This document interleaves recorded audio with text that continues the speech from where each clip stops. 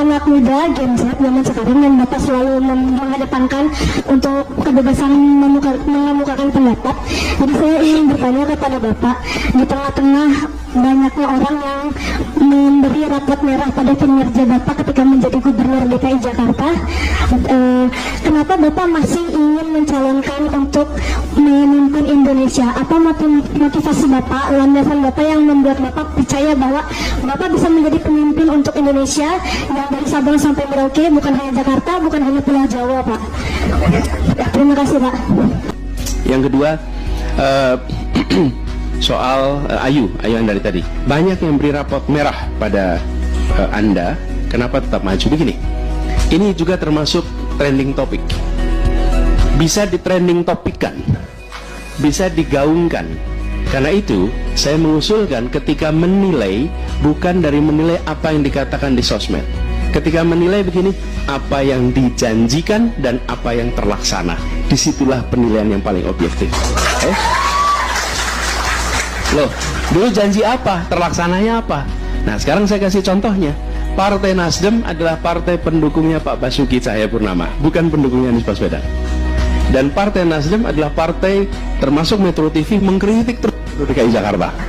Betul tidak? Betul. Lalu apa yang terjadi? Partai Nasdem kemudian mereview, bener nggak sih yang diomongin orang-orang ini? Ketika mereka melihat sendiri, melihat faktanya, melihat itu, justru dia menjadi partai pertama yang mengatakan kami mendukung Gubernur DKI Jakarta. Loh, kalau yang dukung Anies pertama kali PKS, memang PKS dari dulu mendukung, betul tidak? Loh, ini adalah mereka yang terus-menerus mengkritik sampai pada akhirnya, Bung, berhentilah ngomong soal fiksi ini. Saya pengen lihat faktanya. Tunjukin faktanya, lihat apa yang terjadi di Jakarta, apa yang dijanjikan di Jakarta, apa yang muncul di Jakarta. Ternyata banyak yang tidak dijanjikan malah dilaksanakan di Jakarta. Jadi kemudian ketika tadi ditanya kenapa saya tidak pernah mengajukan diri, mana Ayu tadi? Ayu, saya tidak pernah mengajukan diri, Ayu. Saya lagi tengah-tengah bertugas, dipanggil Anies, kami menugaskan Anda menjadi calon presiden. Bukan saya datang ke Nasdem, ke PKS, saya mau jadi calon, bukan.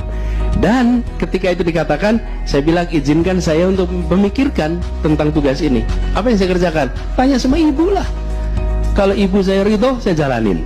Kalau ibu saya tidak ridho, saya tidak akan jalanin. Sesimpel itu. Jadi saya kemudian bilang, kalau Partai Nasdem yang dulunya tidak mendukung malah jadi pendukung pertama, dan akibat mendukung Anies, apa yang terjadi pada Nasdem?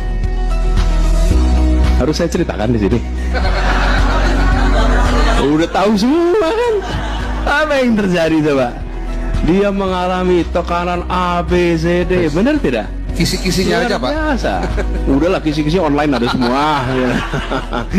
Iya. Apa yang terjadi? Tantangannya luar biasa. Nasdem menghadapi tantangan. Kenapa? Karena dia memilih untuk mendukung Anies. Kalau Nasdem mau relax, Pak Surya Paloh usia 72 tahun, Pak. Kalau beliau mau relax saja, tinggal ikut aja, nggak akan mengalami tekanan seperti sekarang ini. Beliau apa yang dia katakan? Dan dia bilang kepada saya, Bung Anies, kita ingin Indonesia lebih baik. Kita ingin Indonesia yang nantinya kita bisa berdiri dengan bangga. Saya minta Anda untuk menjadi yang di depan di dalam melakukan perubahan untuk Indonesia. Oke? Dan saya bilang ini sebuah kepercayaan, sebuah amanah. Dan tantangannya besar sekali. Jadi Ayu, ketika dikatakan, misalnya ini saya katakan bahwa ini air minum, tapi kalau ada 1000 orang mengatakan ini adalah air keras, maka terbentuklah persepsi ini adalah air keras. Gimana cara membantahnya? Saya bikin trending topik juga air minum. Bukan. Cara membantahnya cukup sederhana. Buka tutupnya, minum airnya. Oke? Begitu diminum dan sehat, maka ini bukan air keras. Sama, Anies Baswedan dikasih raport merah di trending topikan. Tidak usah dijawab pernyataan dengan pernyataan, jawab dengan kenyataan. Oke? Oke. Ya begitu ya. cara Anies Baswedan menjawab dengan lugas, bernas, menjawab apa yang ditanyakan sekaligus memberikan gambaran yang utuh sehingga orang tidak lagi sulit untuk membuat pertanyaan baru karena sudah terjawab semuanya. Nah, kayak itu Anies Baswedan ya, kendali emosinya tetap terjaga walaupun disudutkan dengan begitu keras oleh seorang mahasiswi tadi. Sekarang kita bandingkan dengan Prabowo. Harusnya dengan Ganjar juga ya, tapi ya waktu yang terbatas, kita dua-dua saja dulu.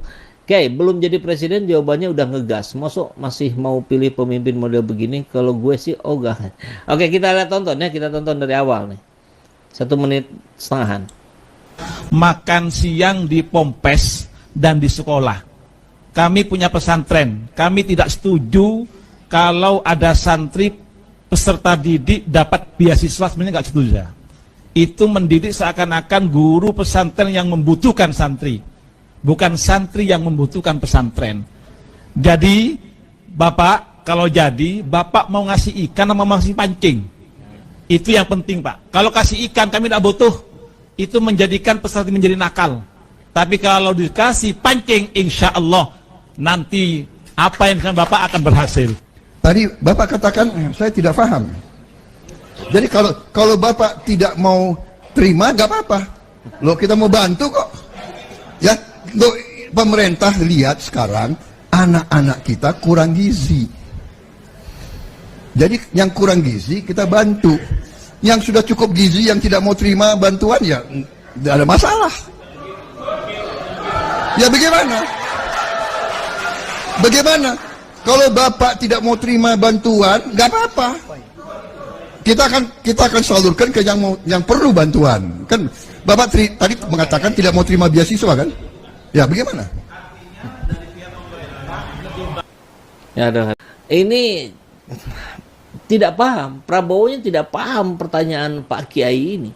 Yang dimaksudkan oleh Pak Kiai bukan Pak Prabowo saya tidak mau terima bantuan. Pak Prabowo masih bukan ke situ. Ini pertanyaan Kiai loh, bukan pertanyaan santri.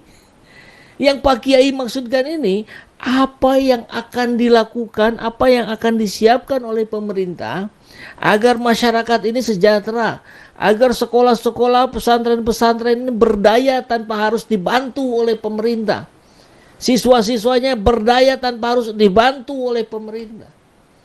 Kan itu soalnya begitu. Ini kan seolah-olah Pak Prabowo ini menunjukkan diri bahwa pemerintah itu adalah apa? Malaikat, sinterklas gitu, yang akan membantu orang-orang yang kesusahan. Kan programnya Pak Prabowo apa? Kasih makan katanya, kasih makan bergizi segala macam.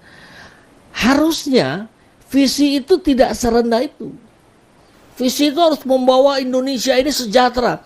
Rakyat itu tidak perlu dibantu. Kenapa? Karena sudah sejahtera. Sekolah itu tidak perlu dibantu. Kenapa? Karena sudah mampu mandiri dengan sendirinya. Maka apa yang akan dilakukan oleh pemerintah agar situasi itu tercipta, terkondisi? Nah ini kan jawabnya, kalau Bapak nggak mau ya nggak apa-apa. Nanti masih ada yang mau. Kan Bapak tadi bilang begitu. Loh. Ini sih memang pernyataan yang arogan. Ini seolah-olah Prabowo ini sudah jadi presiden 2024. Belum. Bapak ini masih menteri pertahanan yang harusnya mundur kalau mau menjaga etika. Tapi kan tidak mau menjaga etika barangkali ya, karena tidak mundur sebagai menteri. Maka seolah-olah dia sudah merasa menjadi pemerintah. Ya sekarang, tapi 2024 belum tentu. Maka yang ditanya adalah konsep, Pak. Yang ditanya adalah strategi, Pak. Bukan masalah mau atau tidak mau dibantu. Ini sih rendah sekali saya kira kualitas jawabannya. Jauh sekali dengan apa yang Anies Baswedan sampaikan setiap menjawab pertanyaan-pertanyaan seperti ini. Selalu kontekstual, konseptual, dan buktinya bukan hanya jago bicara, bukan hanya jago konsep. Buktinya 5 tahun di Jakarta. Semua tumbuh dengan baik. Maka itulah yang akan diduplikasi di seluruh wilayah, tentu dengan beragam tantangan yang berbeda-beda. Tapi di Makassar, Pak Anies pun kemarin sudah janjikan ini stadion yang akan dibangun, Makassar International Stadium. Ini karena sudah ada buktinya. Sekarang kalau Pak Prabowo menjanjikan stadion, mana buktinya? Kan nggak ada. Provinsi-provinsi lain di Indonesia adalah stadion olahraga berstandar FIFA yang bisa digunakan juga untuk kegiatan sosial, kegiatan budaya, kegiatan keagamaan, selain kegiatan olahraga.